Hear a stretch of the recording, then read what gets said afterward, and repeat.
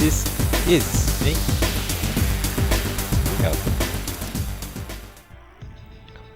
E aí pessoal, tudo bem? Vamos para mais um vídeo aqui no canal, dessa vez finalizando a nossa aventura aqui com o deck de humanos. E vamos para análise, né? Bom, o que aconteceu? Nessas 10 partidas que a gente jogou, a gente ganhou 4 e perdeu 6. Foi bem decepcionante a coisa. Eu estava esperando talvez conseguir algo similar a a última série que a gente fez aqui na Forja com o Golgari, ou melhor.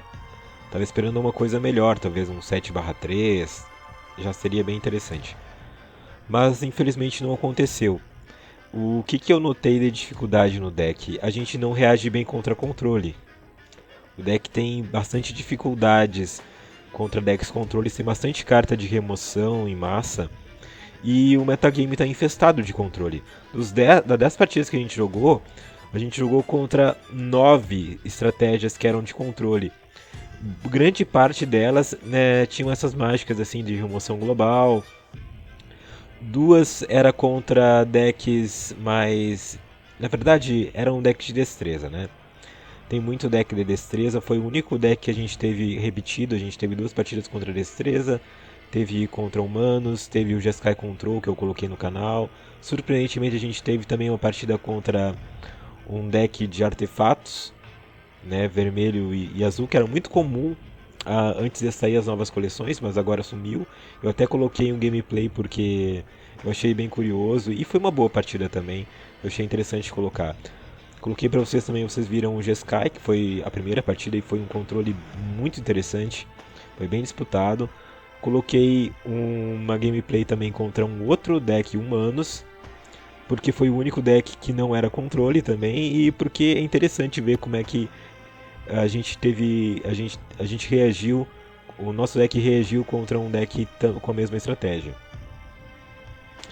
Bom pessoal, então é isso, agora que a gente já apanhou, vamos ver o que eu modifiquei aqui no nosso deck. Bom, inicialmente aqui o turno 1 tá igual. Bom, primeira coisa que eu modifiquei, Cavaleiro da Orquídea Branca, eu retirei ele, porque ele estava atrasando muito o nosso jogo. E eu tinha 2 formas de consertar o deck para jogar contra controle. Ou eu tornava o deck mais agressivo, ou eu tornava ele um pouco mais controle. Daí eu pensei até em utilizar a estratégia anterior que eu tinha de artefatos, que na verdade tinha uma resposta boa contra controle. Aquele artefato lá que é 4/2, se a criatura for humano, aquilo é muito bom contra decks controle, porque eles removem a tua criatura, mas tu consegue uma outra criatura. Além disso, no final do jogo, tu ter um bônus de +4/2 numa criatura, que provavelmente tu não vai conseguir bater em massa, tu vai ter uma só ou 2, é muito bom. Então eu pensei, vou voltar para essa estratégia de artefatos. Eu voltei, né, eu não gostei muito do que eu consegui fazer, eu meio que mesclei, mas eu não gostei muito, e daí eu decidi testar uma estratégia mais agressiva. Nessa estratégia mais agressiva, eu decidi que eu ia reduzir o custo das mágicas. E foi mais ou menos isso que eu fiz. Então, como o Cavaleiro da Orquídea Branca, ele apesar de ter um custo baixo e ter uma habilidade interessante, ele acaba retardando o nosso jogo, porque se eu só tiver ele como turno 2, dificilmente eu vou colocar ele. Então tem cartas melhores. Então o que eu fiz? Eu tirei o Cavaleiro da Orquídea, tirei o Guardião Sereno, porque é uma carta que tem uma boa vantagem, uma boa estratégia, mas é uma estratégia mais lenta, mais controle, e eu preciso da outra carta que é o Missionário Pio no deck, ou melhor, no campo de batalha, para conseguir fazer o Guardião Sereno ter alguma utilidade no campo. Então eu acabei trocando essas 2 cartas pelo Franco Espadachim Topaniano. Uma qualquer, uma branca, humano soldado com vigilância e renome 1. É uma 2/2, vai entrar no turno 2 quase sempre como primeira opção. Talvez eu só não coloque ele se eu tiver um Tenente do Cônsul, mas é uma carta que de turno 2 que eu quero colocar no turno 2. Ele vai bater, se ele bater ele renoma, então ele vai colocar bastante pressão na mesa. Tem vigilância e vai nos ajudar a defender. Então, comparado com essas duas outras opções, eu acho que é um acréscimo. Porque eu estou ganhando velocidade e estou ganhando presença de mesa. Bom, aí vocês já viram que sobrou um espaço, né? Mas vamos seguir aqui. Estou usando 4 Expor o Mal. Uma qualquer, uma branca mágica instantânea, vire até 2 criaturas alvo e investigue. O que ela vai nos ajudar? Ela vai nos ajudar também contra decks controle. Por quê? Eu estava tendo dificuldade de causar dano relevante no início do jogo.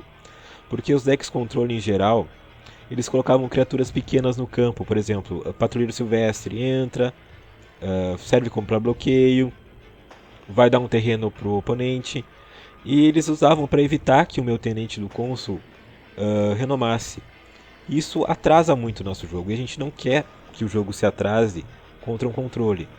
Então o Expor o Mal ele vai girar essas criaturas que estão para bloqueio e vai permitir que as nossas cartas renomem. Agora a gente está contando também com o Franco Espadachim, né, que vai ter a habilidade de renome. Além disso, ele vai deixar uma ficha de pista. E no futuro a gente pode trocar essa ficha por uma compra, pode ser bem útil. Pode ser útil também para evitar algum dano, né, que a gente tome, por exemplo, contra decks de destreza. Pode ser muito útil contra decks de destreza, porque vai evitar que o oponente combe, talvez até com aquela mágica que dá imbloqueável, porque é feitiço, ele tem que usar no turno dele, deu imbloqueável, tu já sabe que ele vai tentar combar ou vai te dar um dano que tu não pode se defender, utiliza Expor o Mal, gira 2 criaturas dele e já era.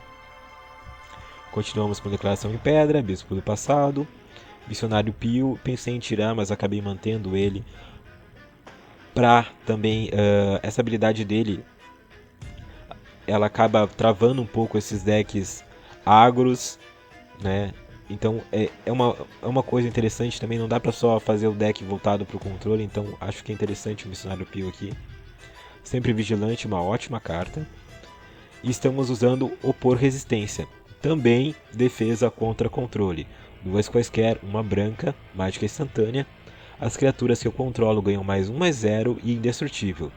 Ela está aqui basicamente pelo indestrutível, para evitar que limpem a nossa mesa muito fácil. Tá? A gente precisa manter nossas criaturas no campo e o Opor Resistência é muito bom para isso. Basicamente, a gente só não se defende de debilitar, o resto a gente consegue se segurar. Claro, esse +1/+0 pode ser útil num bloqueio múltiplo e num ataque também. Estou usando ainda o Arcanjo dos Dízimos e tive que tirar os Subversivos de Kittel.